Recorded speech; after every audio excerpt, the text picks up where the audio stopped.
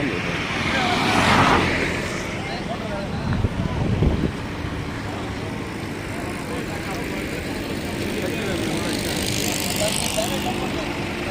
Place తెలియకుండా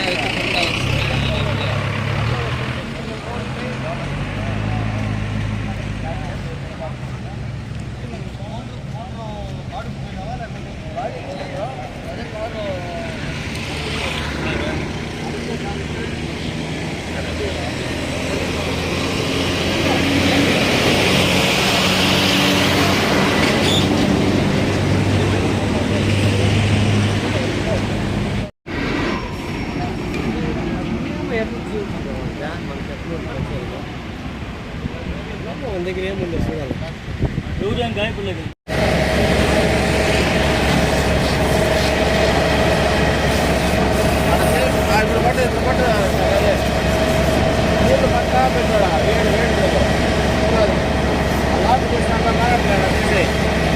అంతా ఇచ్చేస్తాను.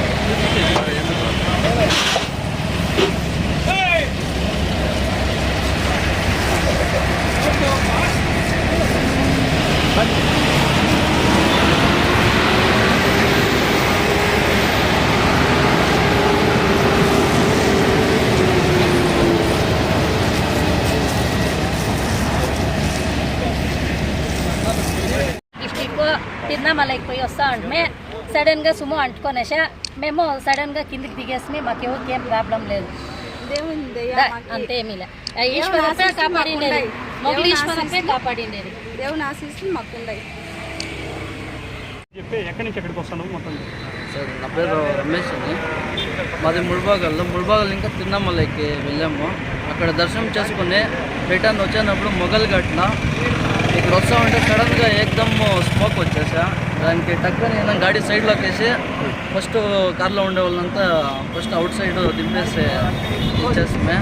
మళ్ళీ కార్ సైడ్లోకి వేస్తేనే ఇంజిన్ ఫుల్ ఫైర్ వచ్చేసా.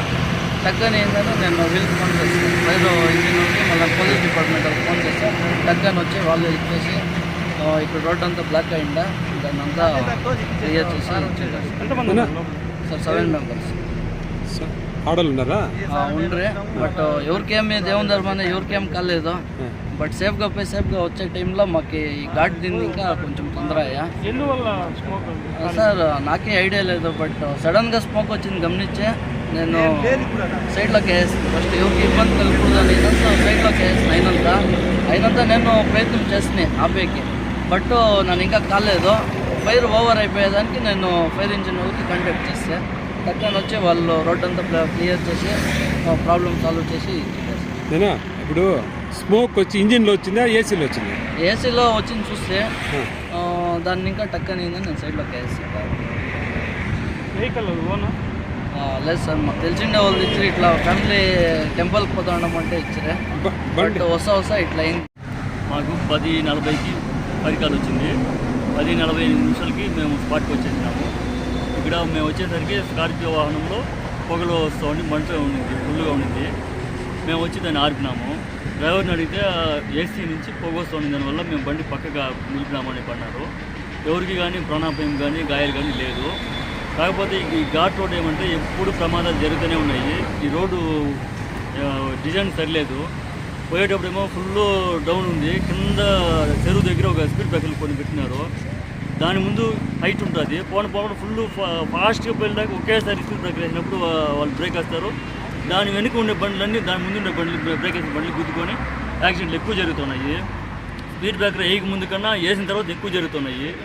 కాబట్టి ఫస్ట్ నుంచి మనం ఈ స్పీడ్ ఎక్కడైతే డౌన్ ఉందో అక్కడ స్టార్టింగ్ నుంచే మనం పెద్ద పెద్ద అక్షరాలతో కనిపించే మాదిరిగా వేగ నిరోధకాలు ఉన్నాయనేసి పెయింట్ వేసి చెప్పడం కానీ, లేదు స్పీడ్ బ్రేకర్ ఉన్నదని చేల్పించడం కానీ, కొన్ని అయితే ఉన్నాయి సూచిక బోర్డులు. కాకపోతే అవి చిన్నవి ఉన్నాయి, కంటికి కనిపించేంత దగ్గరికి వస్తే కనిపిస్తుంది. కాబట్టి అవి కొంచెం పెద్దదిగా పెట్టాలి. ఈ స్పీడ్ని ఫస్ట్ నుంచే లిమిట్ ఫస్ట్ నుంచి పెట్టుకుంటూ పోవాలి. ఆ విధంగా పెడితే ప్రమాదాలు చాలా వరకు అరికట్టవచ్చు. సరే, ఇందులో ఎంతమంది ప్రయాణిస్తున్నారు? ఇందులో 4 వెళ్తున్నారు, డ్రైవర్తో పాటుగా. డ్రైవర్ కాకుండా ఎవరికి ఎటువంటి గాయాలేం లేదు. మొత్తం 7 మంది, అందులో 5 మంది మహిళలు, 2 పురుషులు అని చెప్పి వాళ్ళు మాకు చెప్పారు. మేము అడితే అట్లా చెప్పారు. కాకపోతే ఎవరికి ఏం గాయాలేం లేదు. ఈ లాంగ్ నుంచి వస్తారు కాబట్టి వాళ్ళకి రోడ్డు మీద ఎక్కువ అవగాహన ఉండదు. కాబట్టి ఈ ఘాట్ రోడ్లో ప్రయాణించేటప్పుడు ముందుగానే సూచిక బోర్డులు ఉండడము, లేదు ఆ డ్రైవర్స్ వాళ్ళు ఆ బండిని పక్కన నిలిపి కొంతసేపు రెస్ట్ తీసుకుని వెళ్ళడం కానీ ఇట్లా చేస్తే బాగుంటుంది. ఇక్కడ కోతులు కూడా మధ్యలో రోడ్డుకి అడ్డం వచ్చేస్తుంటాయి. దానివల్ల కూడా కొన్ని ప్రమాదాలు జరుగుతున్నాయి. ప్రతిరోజు ఏదో ఒక జంతువు బలవుతున్నాయి ప్రమాదాల్లో. కాబట్టి దీనికి చూసి తగు చర్యలు తీసుకుంటే బాగుంటుంది.